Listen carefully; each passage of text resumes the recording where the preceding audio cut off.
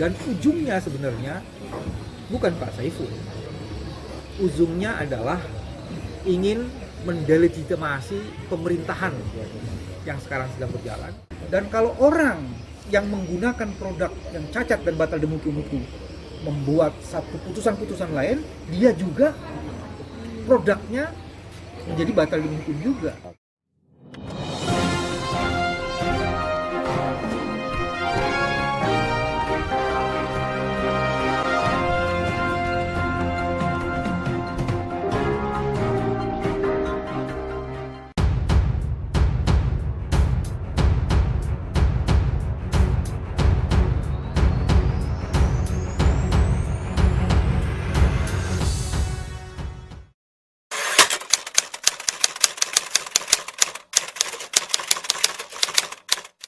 Kami barusan tadi dari Polres menyampaikan laporan kepada Polres pengaduan.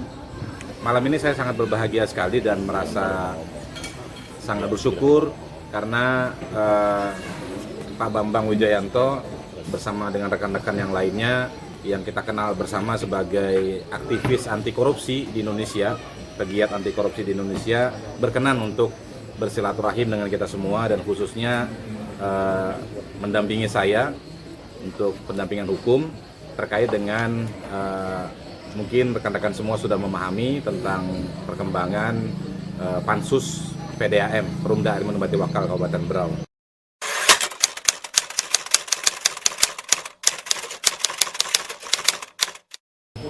Pak Saiful ini sudah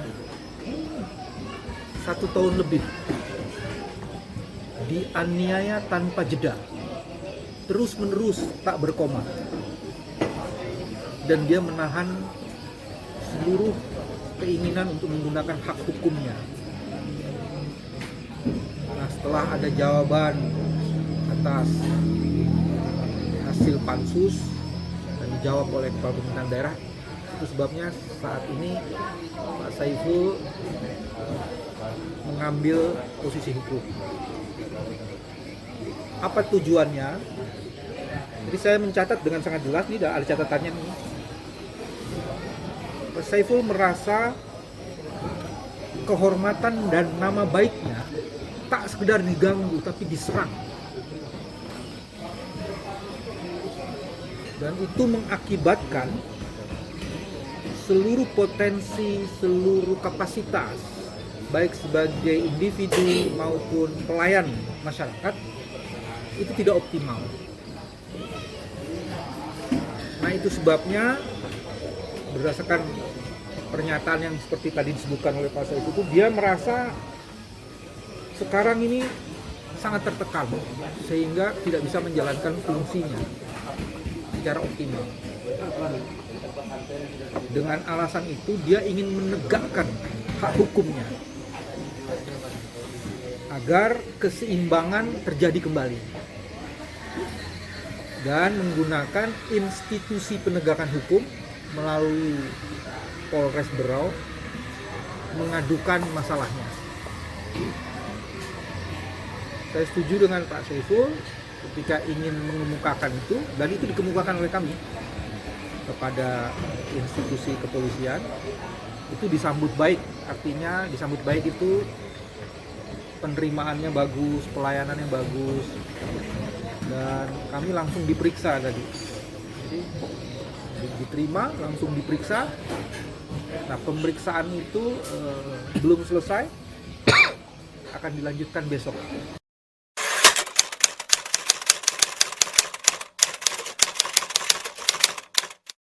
Ada 2 pasal di dalam undang-undang dan ada 2 undang-undang yang kami ajukan sebagai laporan. Pertama itu adalah pasal 317 KUHP, dan kedua pasal 27 ayat 3 Undang-Undang ITE. Kenapa 2 pasal yang diajukan? Itu berkaitan dengan surat yang diajukan oleh 2 orang yang mengatasnamakan dirinya adalah Dewas pada periode 2018-2020. Kami mengajukan detail, tapi sebaiknya kita tidak kemukakan detail apa saja perbuatan melawan hukum yang dilakukan. Dari 13 tuduhan, kami baru 1 kami ajukan.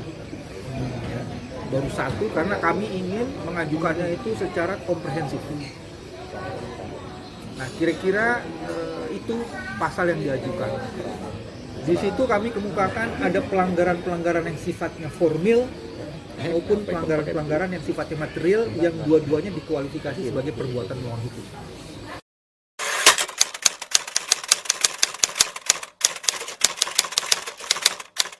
Yang paling penting adalah kami ingin menggunakan instrumen hukum ini melalui institusi penegakan hukum untuk menegakkan hak hukum dari Pak Saiful Rahman yang sudah lebih dari setahun. Dalam pandangan kami sudah cukup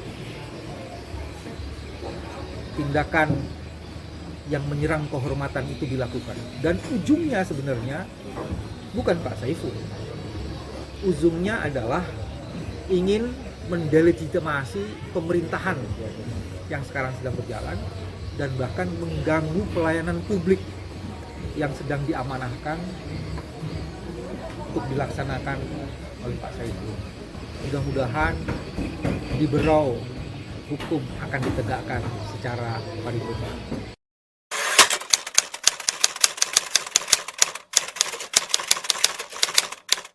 Tadi disampaikan bahwa selama 1 tahun lebih Pak Saiful selaku klien Bapak ya dalam hal ini merasa diserang kehormatannya secara terus-menerus tanpa jeda.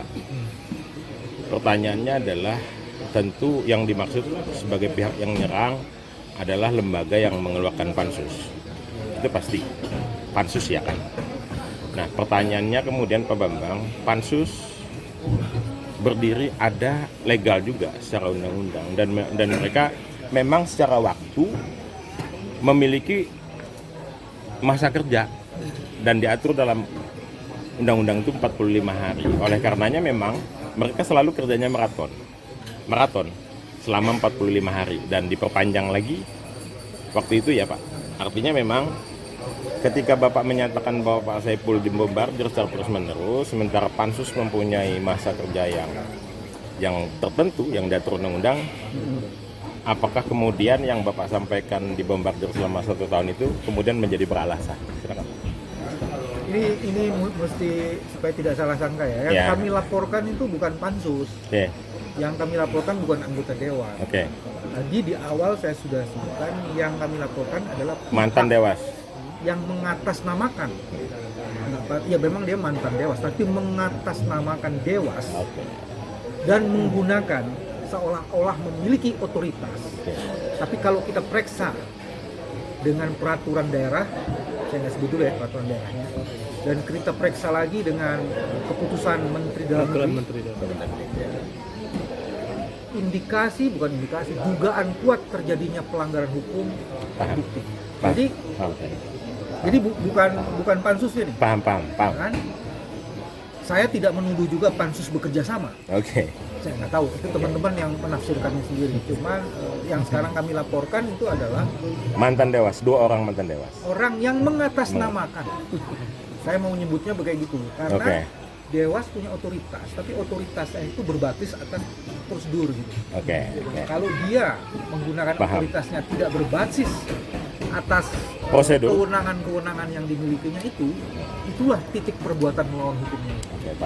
Nah, kalau perbuatan melawan hukum melalui surat itu sebenarnya cacat hukum, kan pertanyaan lebih lanjutnya apakah panitia yang memeriksa berdasarkan alasan atau surat yang cacat hukum itu mempunyai kekuatan hukum. Misalnya seperti itu. Tapi lagi-lagi yang kami laporkan itu sama sekali bukan. Yang mungkin nanti publik akan mengetahui sebenarnya seberapa berkompeten otoritas orang yang mengatasnamakan otoritas dewas itu mempunyai legitimasi untuk mengajukan surat pengaduan seperti itu. Oke. Minta izin Pak Bambang karena kami menerbitkannya melalui TV ya. Melalui apa? Media elektronik berbasis video. Minta izin Pak Bambang bisa disebutin nama 2 orang yang dilaporkan. Nah, ini dia. Saya dibisikin sama teman saya katanya nggak bisa. Saya menyebut, cuman teman saya Inisial aja lah. inisialnya siapa? Don. Jangan ngomong. Kita pikir itu.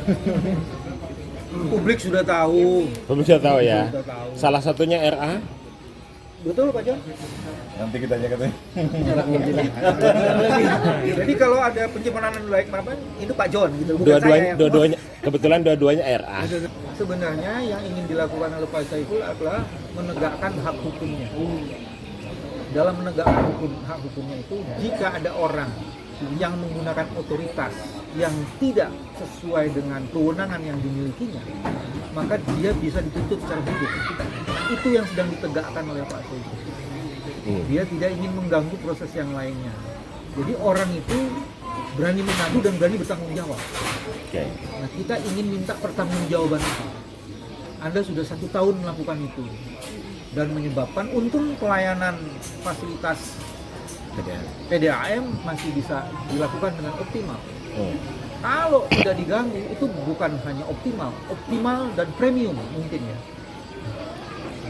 Dan itu merugikan masyarakat gitu loh. Jadi bukan sekedar Pak Saiful. Tadi Pak Saiful bilang tuh, yang dirugikan dirinya, keluarganya, institusinya, dan masyarakat.